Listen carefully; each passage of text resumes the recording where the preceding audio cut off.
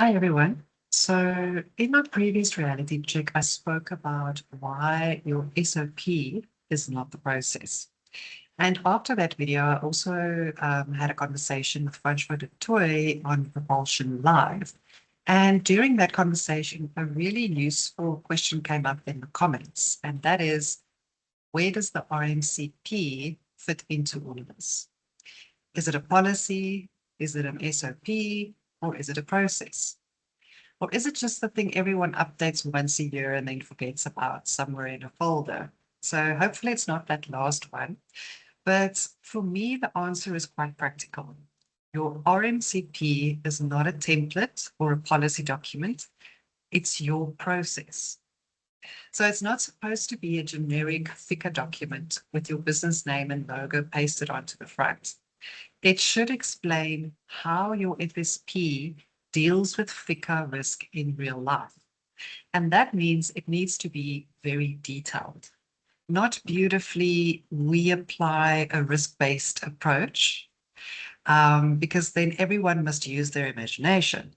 Because if your RMCP looks good on paper, but your team cannot actually use it in practice, then you don't really have an embedded FICA process. You just have a document that's probably saved somewhere that no one can find it. So in this reality check, I want to unpack what a proper RMCP should actually do inside an FSP.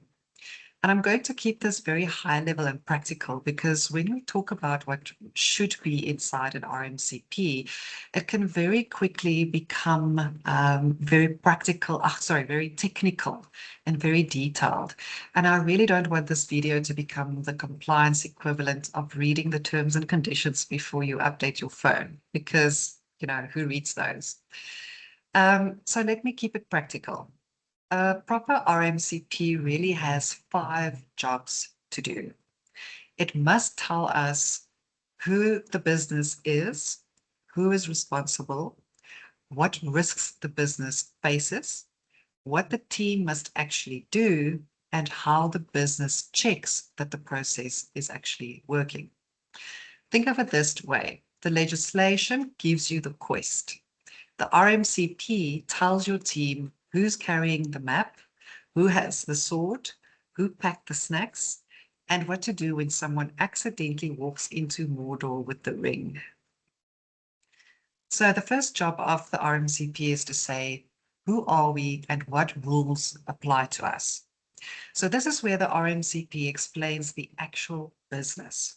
The type of FSP, the products and services offered, the clients dealt with, as well as the complexity around those clients' products and services.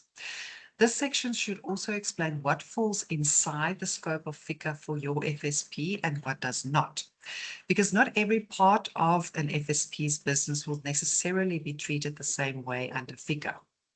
So this is part of the RMCP that basically says you are here on the map. Because we need to know what business we are actually dealing with, what activities are in scope, and which legislation and guidance apply. Otherwise, the RMCP becomes a generic document that's trying to fit every single bit of the business. And that's where the trouble usually starts. The second job, which is who is responsible for what. Now, this is the accountability section. And please, for the love of operational sanity, this cannot just say management is responsible, because that's not accountability. A proper RMCP should explain who carries the ultimate responsibility, who manages the day-to-day FICA process, the escalations, whether something must be reported, who does the client due diligence, checks the work, monitors exceptions, trains the staff, and reports back to senior management. Because when everyone is just generally responsible, no one is specifically accountable.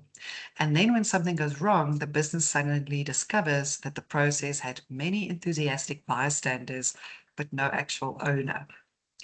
The third job is what are our risks? So this is where the RMCP needs to look at both the business and the client risk. So at the business level, it should ask, what kind of FSP are we? Are we small and fairly simple or large and multi-branch? Do we deal with complex investment structures? Do we work with trusts and companies?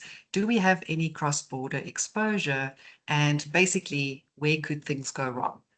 So this is not about making the business sound risky for fun, because no one needs to add dragons where there are none.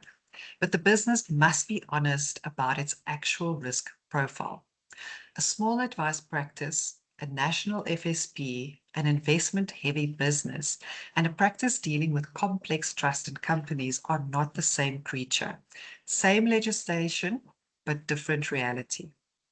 So at the client level, the RMCP must explain how clients are risk rated. Is the client an individual, a company, a trust, or a partnership? Where are they based? What products or transactions are involved? Where are the funds coming from? Is the client perhaps a prominent person? Is there any adverse media or sanctions exposure?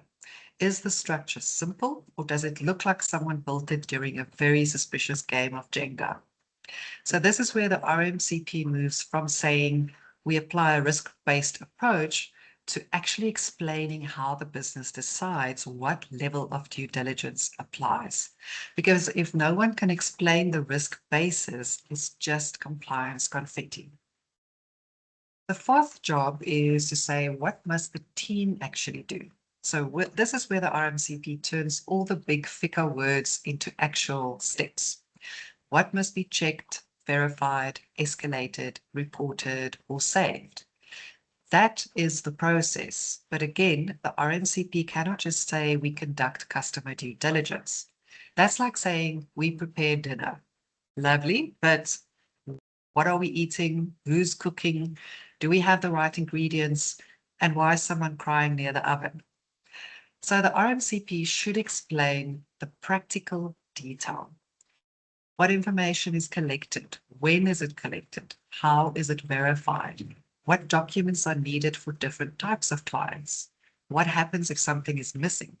What happens if information cannot be verified? When does enhanced due diligence apply, and what does that look like? Who approves the high-risk clients, and what must be escalated and to who? What happens when something does not fit the normal path? And how does the business avoid tipping off the client? This is also where you'll find all the FICA swear words, UBOs, PIPs, FPIPs, PIPs, TFS, and their different reporting obligations and record-keeping requirements. And if you don't know any of these FICA swear words, that's already a bad sign, because this is where risk often sits quietly in the corner, looking perfectly respectable while wearing a company registration number as a disguise of something not quite right. The last and fifth job is to say, how do we know what is actually working? This is the section many RMCPs treat like an afterthought, but it's actually one of the most important parts. The RMCP must explain how the business checks whether the process is actually being followed. Now, that may include file reviews, system or exception reports, FIC report registers, training records, management reports, internal audits, or external compliance reviews and sample testing. It should be based on whatever is appropriate for that business. The point is not to create unnecessary admin just for sport. The point is to prove that the process is alive. Because if the RMCP says one thing, but the files, systems, reports, and team behavior show something else, then the document is not embedded, and your business is at risk of administrative sanctions or penalties should you ever be audited by the FIC. And finally, the RMCP must explain how it is reviewed, approved, and updated. This includes what happens when the business or client base changes or an audit finds a gap. Because an RMCP should not be frozen in time like a compliance fossil. It should change when the business changes. And that is what makes it a living process within your business. So if I had to completely oversimplify it, I would say that a proper RMCP should answer 5 practical questions. Who are we and what rules apply? Who is responsible? What are our risks? What must our team actually do? And how do we know it's working? If your RMCP cannot answer those questions clearly and in enough detail that your team can actually follow it, then it may look like a good document, but it's probably not yet a working process. And that is the reality check. If this has made you realize that your RMCP may be more of a template than a working process document, that's exactly the point. Because the real work is making sure your RMCP reflects your actual business, your systems, your team, your clients, your risks, and the way the work really gets done. If you're feeling overwhelmed or you're unsure of where to start, reach out to Caribou Consulting. We help financial planning practices turn compliance documents into practical, embedded processes that people can actually follow. And you can find us at www.carinu.co.za.